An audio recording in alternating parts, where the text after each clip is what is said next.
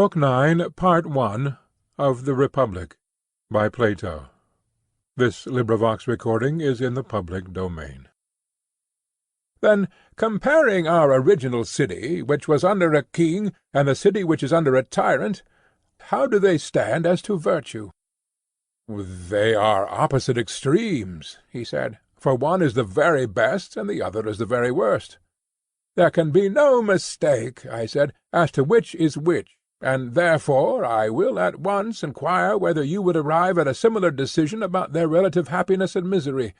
Beginning with a state, would you say that a city which is governed by a tyrant is free or enslaved? No city, he said, can be more completely enslaved. And yet, as you see, there are free men as well as masters in such a state. Yes, he said, I see that there are a few, but the people, speaking generally, and the best of them, are miserably degraded and enslaved. Then, if a man is like the state, I said, must not the same rule prevail? His soul is full of meanness and vulgarity, the best elements in him are enslaved, and there is a small ruling part which is also the worst and maddest. Inevitably. And would you say that the soul of such an one is the soul of a free man or of a slave? He has the soul of a slave, in my opinion. And the state which is enslaved under a tyrant is utterly incapable of acting voluntarily? Utterly incapable.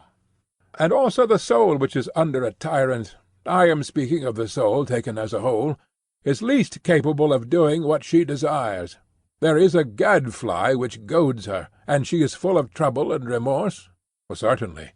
And is the city which is under a tyrant rich or poor? Poor.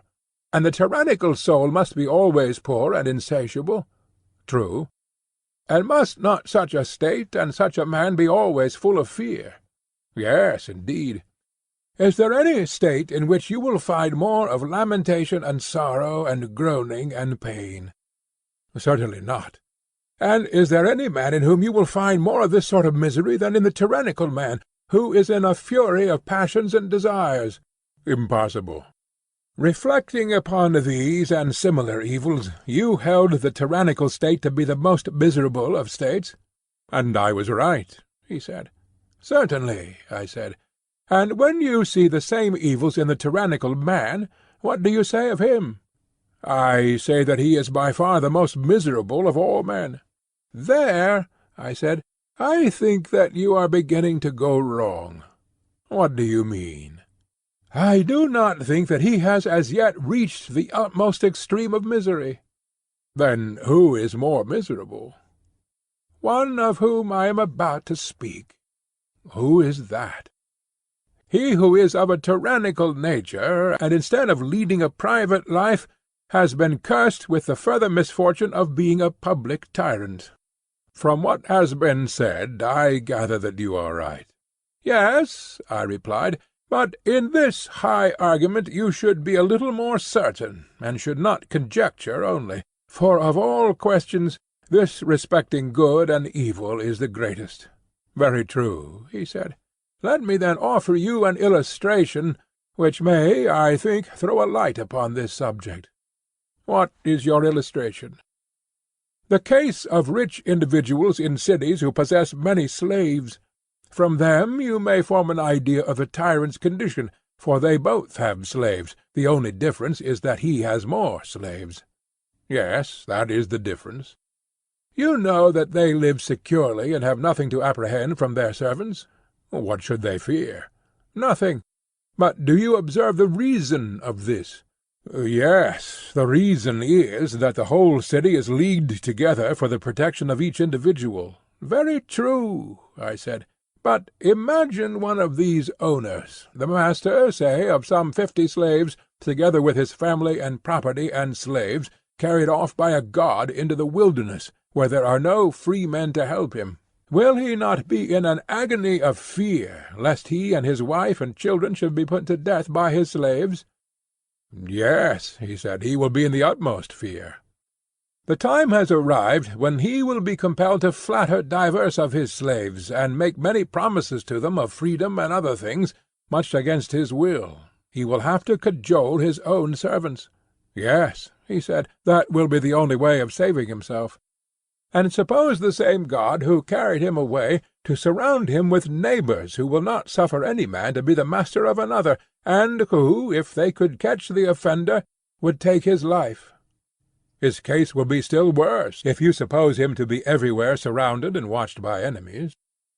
And is not this the sort of prison in which the tyrant will be bound, he who, being by nature such as we have described, is full of all sorts of fears and lusts?